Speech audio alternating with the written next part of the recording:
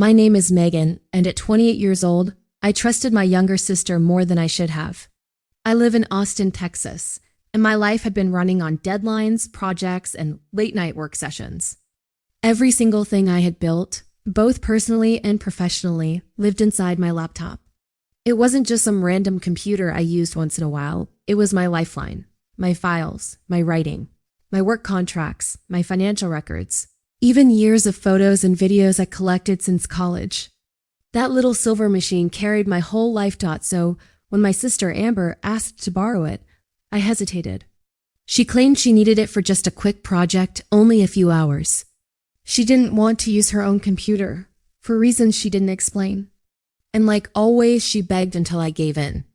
Amber had that way about her, the ability to convince people to give her what she wanted, promising it was only temporary, promising she'd take care of it. I remember thinking, fine, just a few hours. She'd bring it back by tonight, but those hours stretched into days. For 3 whole days, I texted her, called her, even knocked on her bedroom door at our parents' house where she was staying. Every time she brushed me off. I'll bring it to you later, Megan. Stop being dramatic. Or, I just need to finish one more thing. You'll get it back. I was frustrated. But more than that, I was desperate. I had an important project due for a client in less than a week. If I didn't finish it on time, I wouldn't get paid. And I couldn't afford to miss that deadline. Bills were already stacked higher than I like to admit. And even beyond the work, that laptop held journals I'd written for years, drafts of stories I never shared with anyone, private documents, everything that mattered to me. Finally, I had enough. I stormed into her room unannounced. Amber was sprawled on her bed, scrolling through her phone like she didn't have a single care in the world. My laptop was closed, sitting untouched on her desk. I didn't even ask. I just walked over and picked it up. I need this back now, I said firmly. She barely looked up, barely moved. Okay, that was it. No apology for keeping it longer than promised. No thank you for letting her borrow it. Just one casual word, like it wasn't a big deal. Something about her tone unsettled me, but I brushed it off. I carried the laptop back to my room, already planning to dive straight into work. But the second I flipped it open, my whole world tilted. The login screen looked wrong. The background was the default one, plain and generic. The username wasn't mine. It just said, user. My heart skipped. Everything about my laptop was customized, down to the smallest detail. This wasn't right. I typed in my password. Wrong. I typed it again. Slower. Wrong. I tried a third time, careful, praying I just missed it. Still wrong. My stomach sank. I clicked through the options, trying to find the familiar forgot password reset. But it wasn't there anymore. It was like my account had never existed. A cold, prickling fear crept up my spine as I opened the file explorer. My screen was blank. Empty. Not just a few missing folders. Everything was gone. I sat frozen, my fingers trembling against the keyboard. This had to be some mistake. Maybe Amber had logged into a guest account. Maybe my files were still hiding somewhere. I clicked through every menu, every setting, searching desperately for something familiar. But there was nothing. No installed software. No saved logins. No browsing history. It was like I was holding a brand new laptop, straight out of the box. My chest tightened as realization set in. My work, my journals, my photos, years of memories gone. The panic turned into anger. I shoved the chair back and stormed into Amber's room. She glanced up lazily from her phone, her expression annoyed like I was interrupting her. What the hell did you do? My voice shook with fury as I held up the laptop. She sighed dramatically, set her phone down, and said, "What are you talking about? Where are my files?" I snapped. Amber sat up, rolled her eyes, and said the words that hit me like a physical blow. "Oh, that." I wiped it. At first, I thought I'd misheard her. I just stood there blinking. "You what?" "I reset it," she said casually, like it was the most normal thing in the world. It was running slow, so I did a factory reset. "It's better now." I felt my throat close. My voice cracked when I said, "Amber, you wiped everything." She frowned, confused, like she couldn't understand why I was upset. "Yeah, but it's fine." You can just re-download your stuff, right? My chest burned. My stuff? My work was on there. My photos. My personal documents. Years of my life. And then she laughed. She actually laughed in my face. Oh my God, Megan, it's just a computer. Relax. Something inside me broke in that moment. For years, I had been the one taking care of Amber, giving her money when she couldn't make rent, driving her places when she didn't feel like taking the bus, letting her take and take and take without asking for anything back. And now, the one thing that mattered most to me, the one thing I begged her to return, she had erased like it was nothing. I stared at her, my voice dropping to a low, sharp edge. Why did you reset it? For just a second, Amber hesitated. It was tiny, but I saw it. A flicker of nervousness she tried to hide. My gut twisted. She wasn't telling me everything. I stepped closer, narrowing my eyes. Amber, what were you really doing on my laptop? She scoffed, waving me off. I told you I needed it for a project. What project? I pressed. Another hesitation. Her eyes darted away for half a second before she said, just something for work. But I knew her. Amber never hesitated. She always had an excuse ready, always had a way to spin things. This time, though, she looked nervous. She looked caught. At first, I had only been furious that she was careless, selfish, reckless enough to wipe everything. But standing there, watching her avoid my eyes, I realized something worse. She hadn't reset my laptop because it was running slow. She had reset it because she didn't want me to see what was on it. My breath hitched as the thought formed in my head. Amber, what did you delete? Her gaze flicked to the side. Nothing. I didn't believe her. Not for a second. My heart pounded harder with each beat. The anger I'd felt twisted into suspicion, and suspicion into dread. This wasn't just Amber being entitled. She was hiding something. I spun on my heel, storming back to my room, slamming the door shut behind me. My laptop sat open on the desk, the blank screen staring back at me like a cruel joke. It wasn't just empty. It was scrubbed clean. Amber had lied to me. I knew it. She hadn't just wiped my files to help me. She had erased something she didn't want me to find, and I was going to figure out what it was. I sat at my desk, staring at the blank screen, my hands trembling on the keyboard. Anger still pulsed in my chest, but beneath it was something sharper, colder suspicion. Amber hadn't wiped my laptop because it was running slow. I knew her too well. She had wiped it to cover her tracks. But what tracks? I wasn't ready to give up. I downloaded a recovery program onto an external drive, one of those tools people use to pull files off a wipe disk. It wasn't perfect, but sometimes fragments of old data survived under the surface. I plugged it in, hit scan, and waited. The progress bar crawled across the screen, my heart hammering with every percentage. I didn't breathe until the results finally appeared. Thousands of files, scrambled names, half-corrupted, incomplete. Most of my work documents were gone, broken beyond repair. My photos, my journals, only fragments remained. Bits of text that looked like static. But then, something strange. Among the corrupted files, I saw names I didn't recognize. Folders labeled applications, statements, IDs. Some were password protected, others were readable. I clicked one at random. My screen filled with scans of driver's licenses. Not mine. Not Amber's, dozens of them, belonging to people I'd never heard of. Different names, different states. Each file neatly labeled. My blood went cold. I opened another folder. Bank statements. Rows of transactions.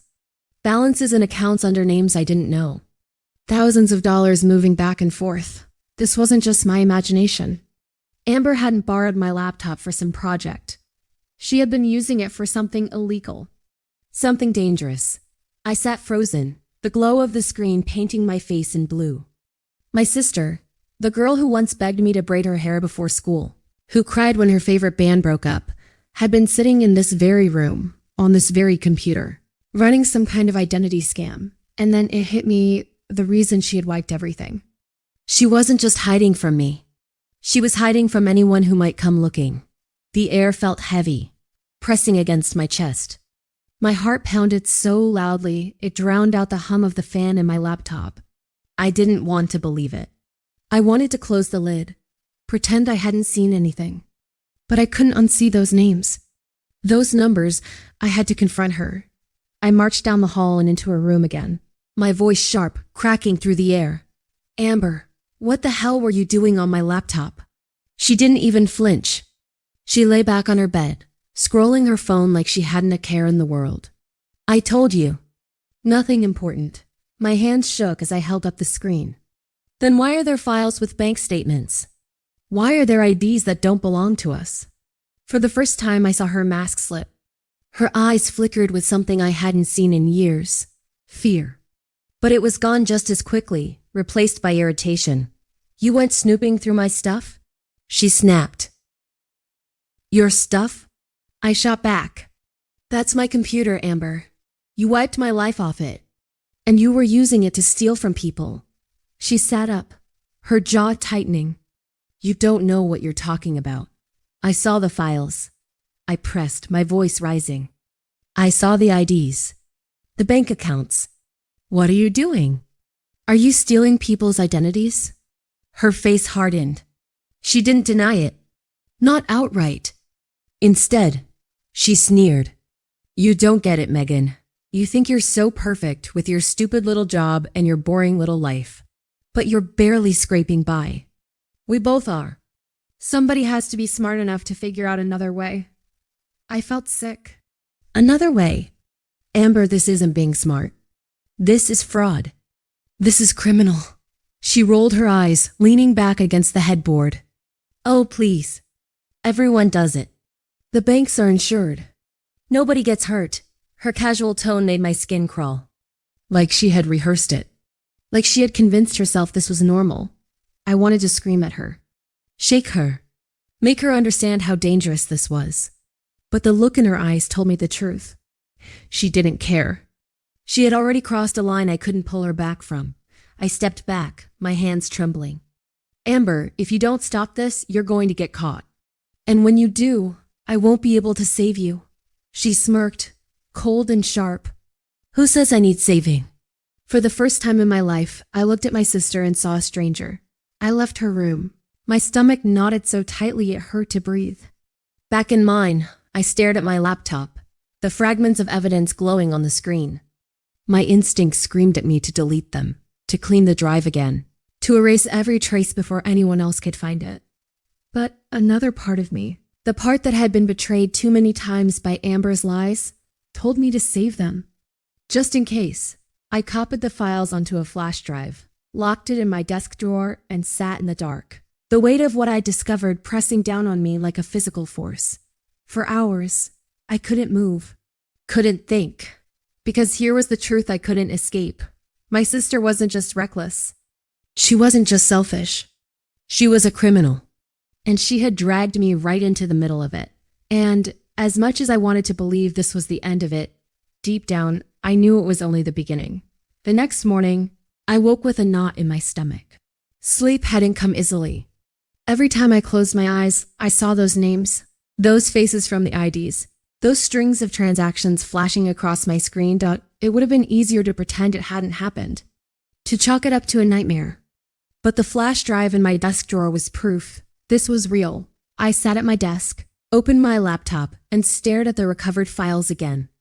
Rows of bank statements, screenshots of account dashboards, email confirmations. Enough detail to make my blood run cold. The balances weren't small. Some of the accounts had thousands, even tens of thousands of dollars. And the names! So many different names. Amber wasn't dabbling. She was running something big. I clicked open one of the documents.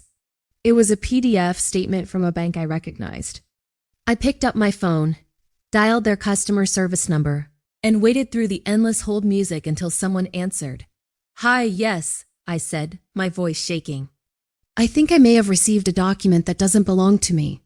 It's a bank statement under another person's name. Can you confirm if this account is real? The representative hesitated. Ma'am, I can't disclose details about another customer's account. I understand, I said quickly. But can you just tell me if the account number is valid? I need to know if I should report this. After a long pause, she sighed. One moment. I held my breath as she typed. When she came back, her voice was clipped, professional. Yes, that account number is valid. I can't say more than that. But if you have unauthorized access to customer data, you need to report it immediately. My mouth went dry. Right. Thank you. I hung up, my hand shaking so badly I nearly dropped the phone. The account was real. Which meant all of them were real. Amber wasn't just playing games. She was stealing identities. She was inside real people's financial lives, siphoning their information, their money, their security. I scrolled through more files, each one worse than the last. Credit card applications under false names. Emails with confirmation numbers. Even fake utility bills. The kind people use to verify addresses. She had built an entire world of lies, and she'd used my laptop to do it. The realization hit me like a punch to the gut. If anyone traced this back, if the authorities came knocking, whose name was on the laptop? Mine, not Amber's. My pulse thundered in my ears. I couldn't breathe. I wanted to march back into her room, scream at her, demand she stop. But part of me was scared. Not just of what she was doing, but of her reaction. Because Amber wasn't the little sister who used to sneak into my bed when thunderstorms scared her. She wasn't the girl who cried when she lost her favorite necklace at the county fair. She was someone else now. Someone I didn't recognize. For the next 2 days, I tried to focus on work, but I couldn't. Every time I opened my laptop, I thought about the files buried deep inside. Every time my phone buzzed, I half expected it to be the bank, or worse, the police. Finally, I couldn't take it anymore. I drove to a coffee shop across town, somewhere I knew Amber would never step foot in, and opened the flash drive on my old backup laptop. There was one folder I hadn't explored yet. It was simply labeled Clients. My stomach churned as I clicked it open. Inside were spreadsheets. Dozens of them. Each one neatly organized, with rows of names, social security numbers, addresses, birthdays. Line after line of stolen identities. I scrolled through in horror, my hand covering my mouth. There were hundreds. Amber wasn't just dabbling in fraud. She was running a full-blown identity theft operation. I sat frozen, unable to look away. Every name on that list was a real person. People who had no idea my sister was pretending to be them, draining their accounts, ruining their credit. And then, at the bottom of one spreadsheet, my heart stopped. It was my name. My social security number. My address. My birthday. Amber had added me to her list. I felt the blood drain from my face. It wasn't enough for her to use strangers. She had dragged me into her scheme, stolen my identity, set me up as just another one of her clients. For a long time I just sat there, staring at the screen, numb. Then the panic set in. I slammed the laptop shut, my hands trembling uncontrollably. I needed to do something. I couldn't just sit there while Amber dismantled my life. I called my bank, told them to flag my account for suspicious activity. I put a freeze on my credit. I changed every password I could think of. The woman on the phone was kind, but her words cut me like glass. You're doing the right thing, ma'am. Identity theft cases like this can take years to untangle. But catching it early gives you a better chance. Double quotes years. Amber had stolen years from me. Years of security, of trust, of stability. When I finally left the coffee shop, years of security, of trust, of stability. When I finally left the coffee shop, the sun was setting, the sky bleeding orange and purple over the Austin skyline. I sat in my car, gripping the steering wheel so tightly my knuckles turned white. For the first time, I let the thought surface. The thought I had been pushing away since the beginning. I couldn't protect her anymore. I couldn't cover for her. Amber wasn't just my reckless little sister. She was a criminal. And if I didn't do something soon, she was going to drag me down with her. For 2 days, I barely spoke to Amber.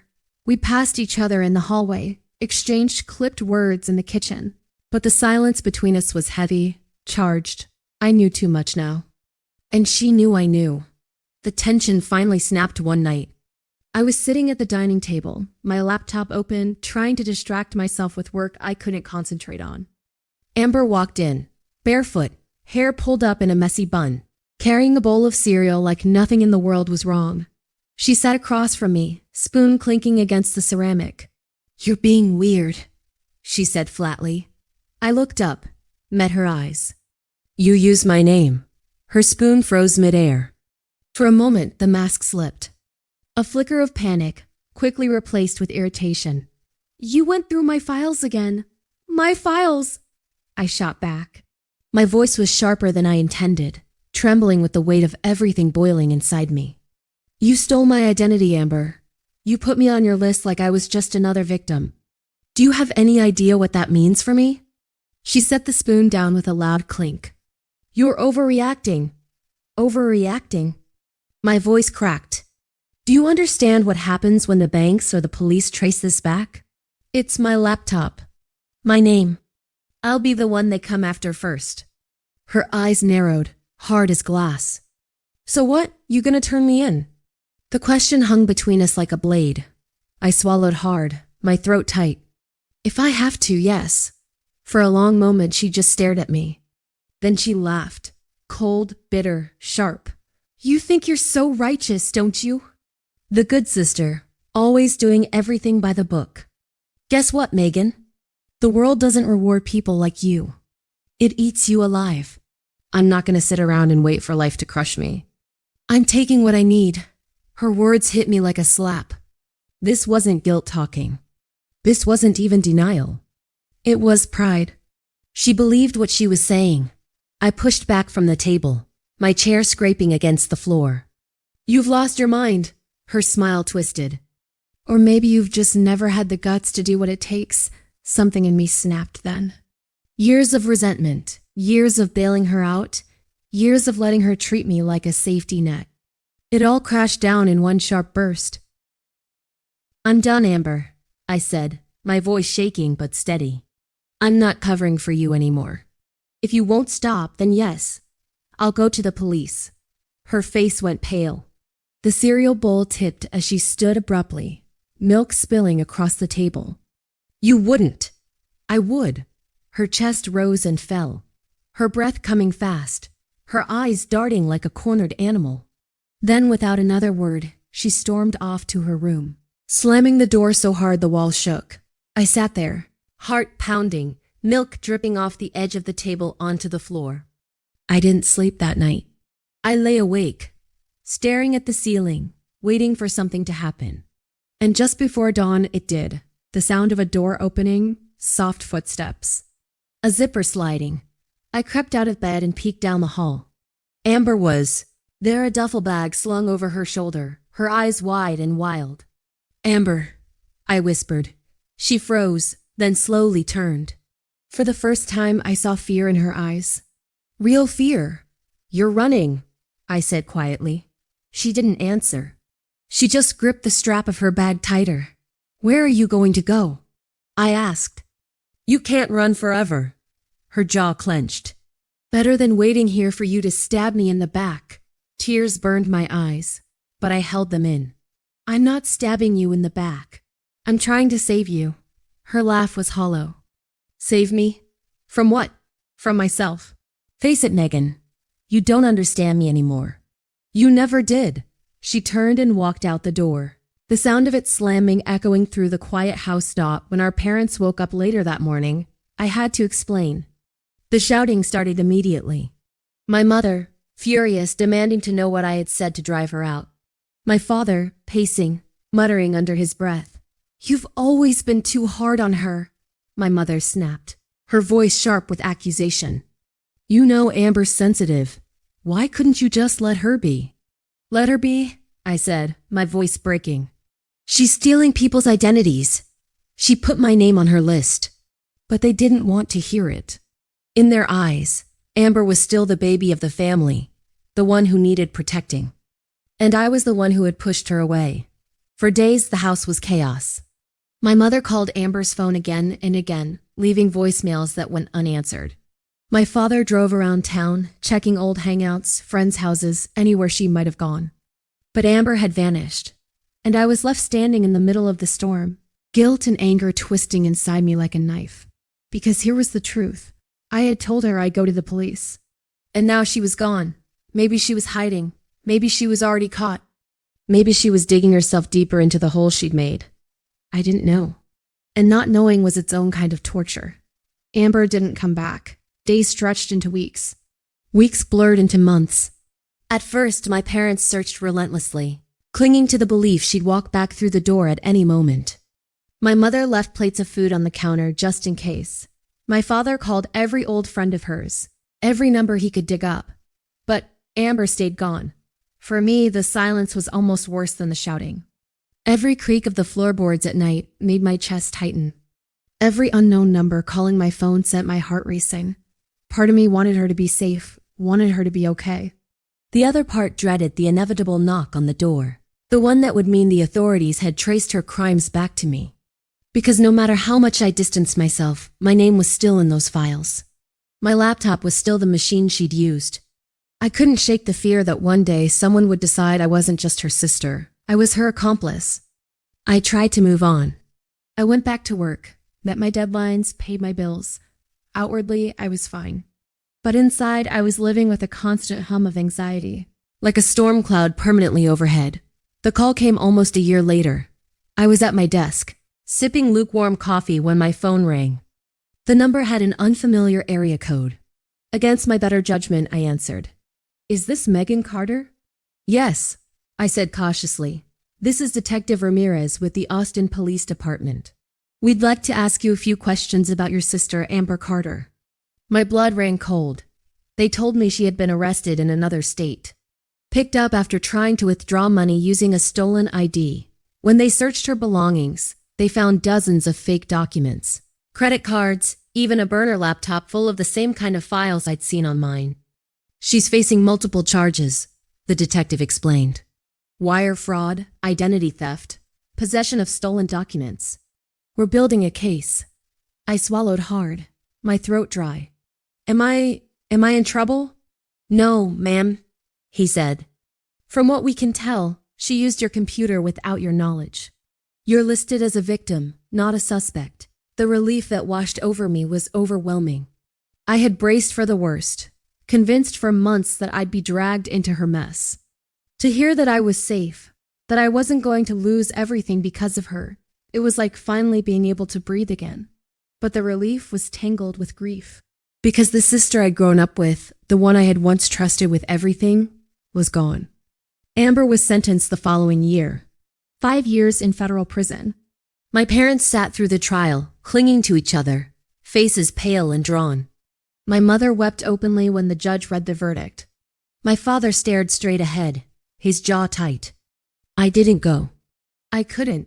I'd already said goodbye to the sister I knew the night she walked out of our house with that duffel bag. Life moved on. Slowly, painfully, but it did. I rebuilt what I could.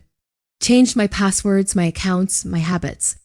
I learned to back up my work in 3 different places, to never let a single machine hold everything I valued. Some wounds healed.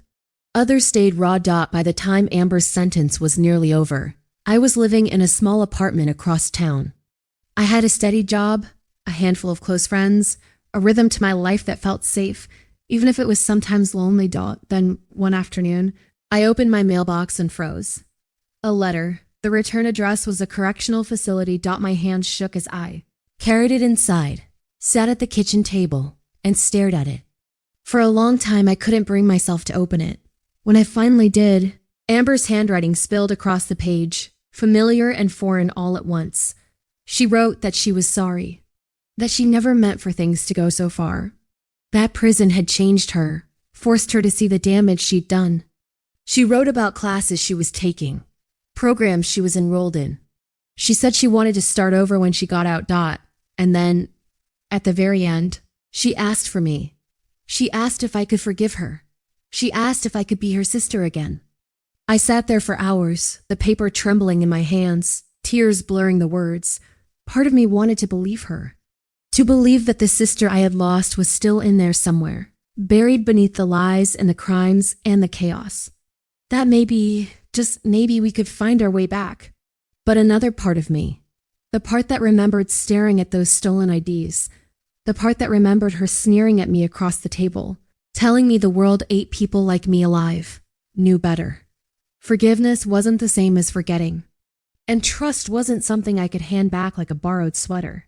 I folded the letter carefully, slipped it back into the envelope, and tucked it into a drawer. I didn't write back.